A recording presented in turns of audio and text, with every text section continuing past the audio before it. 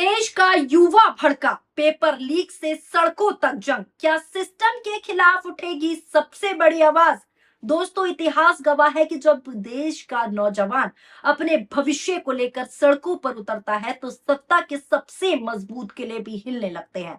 जब युवाओं को यह लगने लगे कि मेहनत से ज्यादा कीमत जुड़ गई है जुगाड़ की, पढ़ाई से ज्यादा ताकत मिल गई है पेपर लीक माफियाओं को, और सपनों से ज्यादा मजबूत हो गया है सिस्टम का भ्रष्टाचार, तब सिर्फ नाराजगी पैदा नहीं होती, तब आंदोलन पैदा होता है। और छोटा मोटा आंदोलन नहीं, बड़ा आंदोलन पैदा होता है।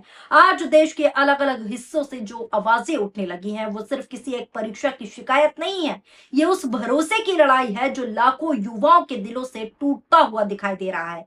सवाल सिर्फ नीट, सीबीएसई या एसएससी का नहीं है।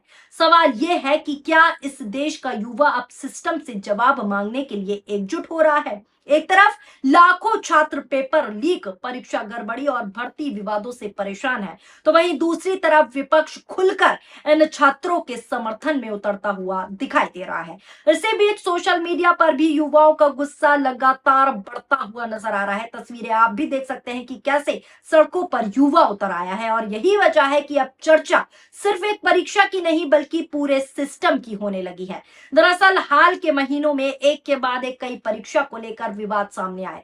कहीं पेपर लीक के आरोप लगे, कहीं परीक्षा केंद्रों की अर्थव्यवस्था पर बड़े सवाल उठे, कहीं परिणामों को लेकर छात्राओं ने नाराजगी जताई। लाखों छात्र और उनके परिवार वर्षों की मेहनत के बाद जब परीक्षा हॉल तक पहुंचते हैं तो उनके सामने सिर्फ एक सपना होता है कि मेहनत का सही मूल्य मिलेगा। लेकिन जब बार बार गड़बड़ियों की खबरें सामने आए तो सबसे बड़ा नुकसान सिर्फ परीक्षा का नहीं बल्कि भरोसे का भी होता है। और यही वजह है कि अब छात्र सिर्फ रिजल्ट नहीं बल्कि सरकार से जवाब मांग रहा है। सोशल मीडिया पर युवाओं की आवाज पहले से ज्यादा तेज दिखाई दे रही है। तस्वीरें आप भी देख रहे हैं कि कैसे युवा प्रदर्शन कर रहे हैं। कई डिजिटल प्लेटफॉर्म्स और अभियान के जरिए छात्रों को जो है सामने लाया जा रहा है समस्याओं को। हजारों नहीं बल्कि लाखों युवा ऑनलाइन अपनी बात रख रहे हैं। कोई पूछ रहा है कि अगर तकनीक इतनी मजबूत है तो पेपर लीक आखिर कैसे हो जाता है। कोई सवाल कर रहा है कि आखिर हर साल बार बार वही समस्या क्यों दोहराई जाती है।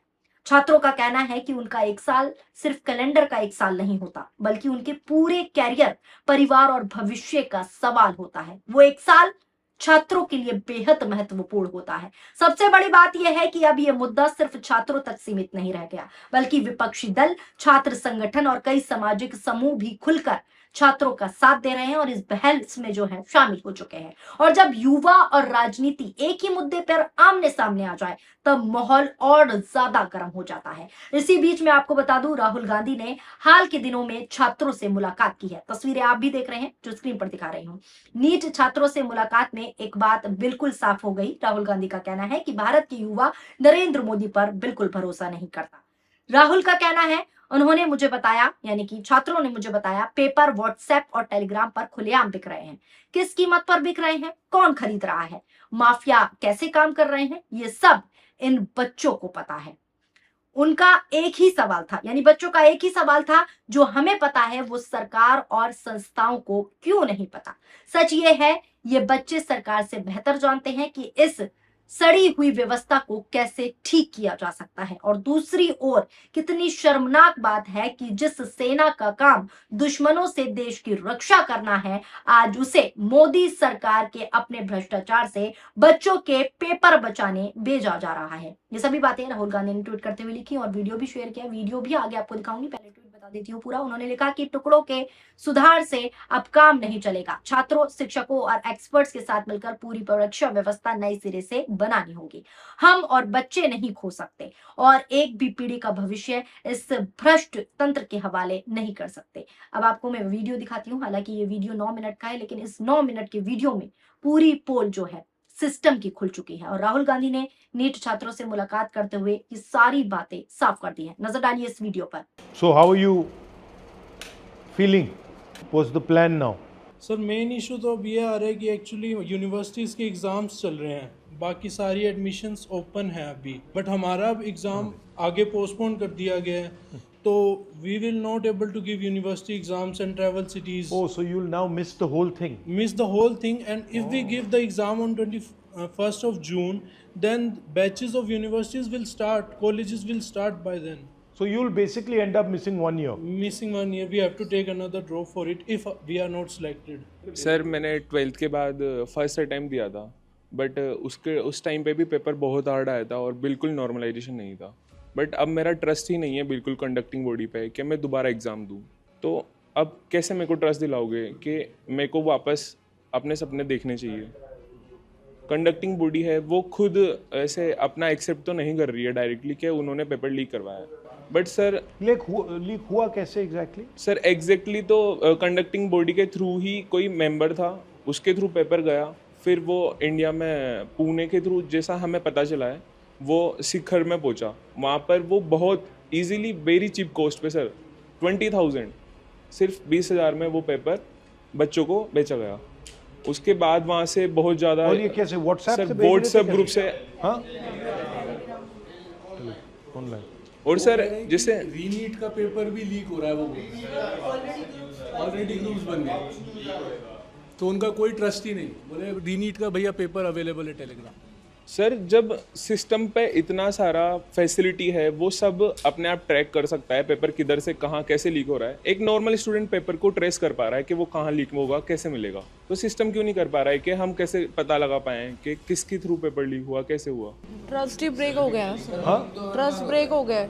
पूरी लाइफ हमारी डिपेंड करती है उस पर कि हम एक डॉक्टर बन सकते हैं या नहीं बनेंगे, और ये ट्रस्ट ही हमारा ब्रेक हो गया है ना। हमारे अंदर से स्ट्रेंथ है हमारे अंदर कि हम दोबारा मेंटली दोबारा प्रिपेयर करें, और ये एक साल फिर से हम ड्रॉप लेंगे ही, क्योंकि अगर हम नहीं हुए सिलेक्ट तो हमारे पास कुछ नहीं रहेगा। हम हर साइड से हम लेस है, कुछ कर ही नहीं सकते। हम ट्रस्ट ब्रेक हो गया, किसी को ट्रस्ट हो ही नहीं रहा कि ये पेपर लीक नहीं होगा। हमें तो लग रहा है ये भी हो जाएगा। कोई ऐसी बात नहीं है जो गारंटी कर रही है कि नहीं होगा। तो आपको मालूम नहीं होगा या नहीं होगा, लास्ट मिनट में हो जाएगा, फिर से वो तमाशा शुरू हो जाएगा। लास्ट ईयर भी हुआ था, तब इन्होंने सेलेक्टेड जो सेंटर्स थे उन बच्चों का री करा दिया था। इस साल इन्होंने बिल्कुल ही सबका ही पेपर री कर दिया है। तो पास 2 साल से ऐसे चल रहा है, तो हम क्या गारंटी ले कि अगले साल भी नहीं होगा। हमारे लिए तो वो पूरा 1 साल ऐसे जाता ना, मतलब एज अ स्टूडेंट हम तो अपने आप को पूरा आइसोलेट कर लेते हैं ना, एक एग्ज़ाम के लिए हर चीज़ से कट ऑफ कर देते हैं। फैमिली इवेंट्स पे इवन हम लोग कहीं पे भी नहीं जाते, बस एक पेपर देने के लिए कि हमें एग्ज़ाम क्लियर करना है। वो ही जब अगर ऐसे बिक रहा है 25-25 हज़ार में, 20-20 हज़ार में, तो वो तो कोई वैल्यू नहीं है वो। एंड ये भी तो सर कोई छोटा मोटा एग्ज़ाम तो है नहीं। हम डॉक्टर्स बनेंगे, खुद भी सोचो, हम किसी हॉस्पिटल के डॉक्टर के जाते हैं, हम क्या सोच के जाएं कि ये तो पेपर लीक वाला है, कैसे जाएंगे? अभी जयपुर ग्रामीण में एक फैमिली पकड़ी गई जिसमें पीछे 3 सिलेक्शन थे, पर इस बार वो पकड़े गए। उसके पिताजी ने पेपर खरीदा, उससे पहले 3 बच्चों का वो सिलेक्शन हो चुका था। अगर इस बार पेपर कंडक्ट सही से हो जाता या पेपर लीक नहीं होता तो वो तो डॉक्टर बन के घूम रहे होते। तो ये बड़ा इनका ये है। तो और कोटा में तो सर हर दूसरे दिन सुसाइड हैं, और ऐसी स्थिति बन गई कि कोटा वाले जो कोचिंग सेंटर हैं वो दबा देते हैं बात को, थाने से लेके और सब कुछ। फिर उनके कैरेक्टर को जज किया जाता है कि बच्चे ने नशे की वजह से जो है सुसाइड किया है, या फिर कोई उनका लव अफेयर की वजह से सुसाइड किया है। जो एक्चुअल बात होती है वो आती नहीं है, और ये सीकर में भी होने लगा है और कोटा में भी होने लगा है। लगभग यही नाम दिया जा रहा है। इतना ज़्यादा पॉलिटिकल प्रेशर है सरकार का वहाँ पे कि अगर थोड़ा सा भी मीडिया में आ गया तो बस पहुँच जाते हैं, डरा रहे हैं। हाँ, बट दबाने से रिजॉल्व नहीं होगा ना। आप दबाते जाओ, रिजॉल्व नहीं होगा, आपको रिजॉल्व करना है। सर जैसे टोटल मार्क्स 720 होते हैं, बट ये सारे एस्पिरेंट बैठे हैं, इनको पूछो कि अगर किसी की मैक्सिमम सारा सिलेबस आता है ना तो 500 प्लस वो चला जाता है। 500 से लेके सिलेक्शन तक सर उतना ही रहता है कि अपना एग्ज़ाम कैसे गया 3 घंटे, उस टाइम वाला वो मेन होता है सिलेक्शन में। कि अगर आपको सारा सिलेबस चाहे आता है, वो अगर 3 घंटे में अगर कुछ भी आपका ख़राब हो गया, टाइम वेस्ट हो गया या ध्यान नहीं लगा, तो वो ज़ीरो हो जाता है। तो रीनीट देना मतलब सर एग्ज़ाम वापस नहीं है, तो पूरा सिलेक्शन प्रोसेस ही वापस हो गया। And so mainly we are coming from a middle class family, and if we are talking about girls, तो उसमें इतनी फ्रीडम नहीं मिलती है हम लड़कियों को, लाइक कि इतने साल तक तुम बार बार रिपीट ड्रॉप करते रहो, वापस पढ़ते रहो, और उसके बाद अगर पेरेंट्स हमें पढ़ने भी देते हैं तो like we need money for institutes and all, जिसमें बहुत हाई लेवल के उन्होंने दे रखे हैं। जितने भी इंस्टीट्यूट्स हैं उनकी फ़ीस इतनी ज़्यादा हाई है, लाइक इन लैक्स, तो वो लोग हर कोई कैसे अफोर्ड करेगा। और सेकंड थिंग कि हमें ये चीज़ मिल भी जाती है तो सेफ्टी नहीं होती, और उसके बाद अब हम वहाँ जाकर 3 घंटे पहले एग्ज़ाम के पहले खड़े हो जाते हैं, और उसके बाद 3 घंटे तक हमारी चेकिंग होती है, हमारा सब होता है, 2 घंटे बायोमेट्रिक में लेते हैं वो लोग, उसके बाद भी हमारी चेकिंग कर रहे हो, एक बार सिस्टम की तो कर लो। आप डॉक्टर क्यों बनना चाहते हैं? मेरी ग्रैंड मदर हार्ट अटैक से डेथ हो गई उनकी लास्ट ईयर, तो मेरा ड्रीम ये है कि मैं अगर डॉक्टर बनती हूँ तो जहाँ जो लोग हॉस्पिटल्स प्रोवाइड नहीं कर पा रहे हैं, जहाँ डॉक्टर्स नहीं हैं, मैं वहाँ जाकर उनकी हेल्प कर सकूँ।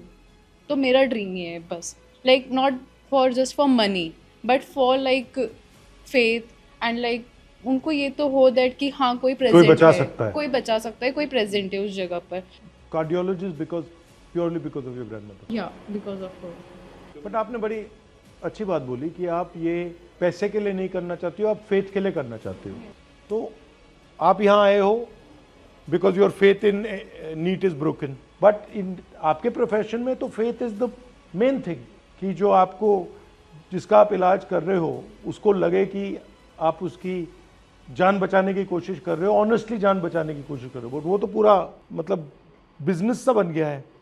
और आपका भी जो चल रहा है, फ्रैंकली आपने मुझे बोला कि tuition fees, this is not, tuition fees is not your responsibility. It is our parents' responsibility, No, but actually the education system should not require you to have tuition. Actually the system should be strong enough that you don't require tuition at home, all this stuff. But that system has completely become essentially a business. So the whole पूरा idea है कि भाई it's पैसा just निकालो. like a business. So it's no, government can't do it. It is government has decided that it wants to hand this over to somebody else. This, in my view, it is the government's responsibility to educate people. It is the government's responsibility to give people health care. That's my view. That is not the current government's view. And sir अगर private colleges में लेते हैं तो like it's like everyone can not afford, right? 2.5 CR है 5 साल की वहाँ की फीस, तो इतना तो कौन अफोर्ड कर सकता है? Only the rich people can afford that. Private coaching में सर एक फिक्स्ड प्राइस रहना चाहिए, मतलब वो स्टडीज़ का, जैसे अभी सर एलन वगैरह में बहुत सारे में 140 फीस है, किसी की 130 है, तो मतलब एक फिक्स नहीं है, और ये सबके लिए कोई अफोर्ड कर नहीं सकता. बहुत सी बार बहुत सौ को लोन लेना पड़ता है पढ़ाने के लिए, वो सबसे बड़ा इशू है. There are certain people who are controlling the medical colleges. There are certain people who are controlling the exam system. These guys are friends with each other. There's huge money. This is a method to suck money out of you people. This is not a system to educate you about medicine. This is a system to suck money out of you people.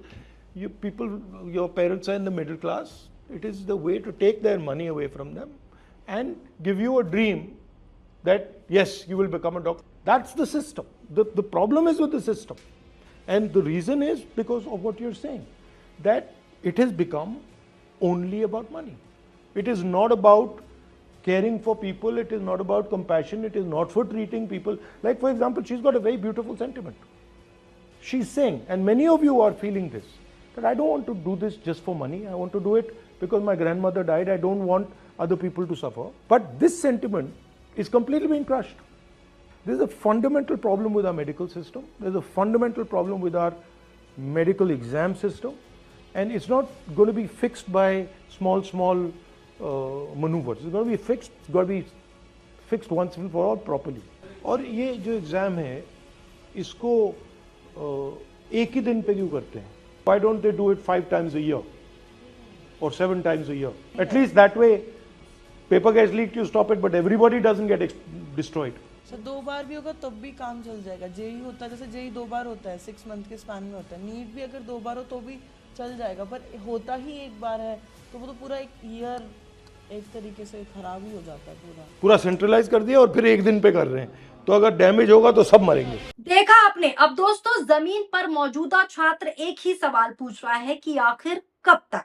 कब तक एक परीक्षा के लिए सालों तैयारी करने वाले युवाओं को बार बार नई मुश्किलों का सामना करना पड़ेगा? यही वजह है कि अब ये मुद्दा सिर्फ शिक्षा का नहीं बल्कि राजनीति का भी बड़ा विषय बनता जा रहा है, क्योंकि देश की सबसे बड़ी आबादी युवा है। रोजगार, शिक्षा और प्रतियोगी परीक्षाएं सीधे तौर पर करोड़ों परिवारों से जुड़ी होती हैं।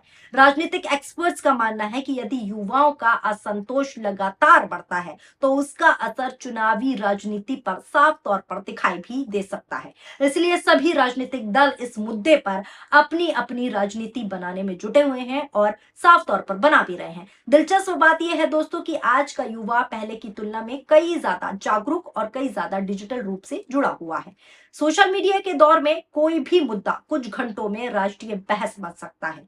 यही कारण है, यही वजह है कि अब छात्र सिर्फ परीक्षा केंद्रों तक सीमित नहीं रहे बल्कि ऑनलाइन भी अपनी ताकत दिखा रहे हैं, ट्वीट कर रहे हैं, वीडियो शेयर कर रहे हैं, सवाल कर रहे हैं। यही वजह है कि कई लोग इसे सिर्फ छात्र आंदोलन नहीं बल्कि भरोसे की लड़ाई बता रहे हैं। एक ऐसी लड़ाई जिसमें सवाल सिर्फ नंबरों का नहीं बल्कि अफसरों का है। अब सबसे बड़ा सवाल यह है कि क्या ये नाराजगी, जो युवाओं की नाराजगी है, आने वाले दिनों में किसी बड़े आंदोलन का रूप लेगी?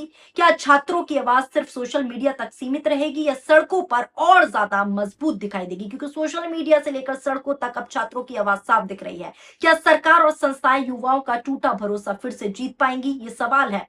क्या फिर पेपर लीक, भर्ती विवाद और परीक्षा गड़बड़ियों के मुद्दे और बड़े होते जाएंगे? फिलहाल इतना जरूर साफ दिखाई दे रहा है कि देश का युवा अब सिर्फ दर्शक बनकर बैठने को तैयार नहीं है। अब सवाल पूछ रहा है, वो युवा सवाल पूछ रहा है, जवाब मांग रहा है और अपने भविष्य को लेकर खुलकर आवाज उठा भी रहा है। आने वाले दिनों में यही आवाज देश की राजनीति और शिक्षा व्यवस्था दोनों के लिए सबसे बड़ी चुनौती बन सकती है। फिलहाल इस पूरी खबर को लेकर आपकी क्या राय है? नीचे कमेंट बॉक्स में अपनी प्रतिक्रिया जरूर शामिल कीजिए। वीडियो पसंद आई हो तो वीडियो को शेयर कीजिए। अगर आप ये वीडियो फेसबुक पर देख रहे हैं तो फेसबुक पेज को फॉलो कीजिए। अगर आप हमारा ये वीडियो यूट्यूब पर देख रहे हैं तो यूट्यूब चैनल को सब्सक्राइब करना ना भूलें। शुक्रिया, धन्यवाद, नमस्कार, जय हिंद, जय भारत।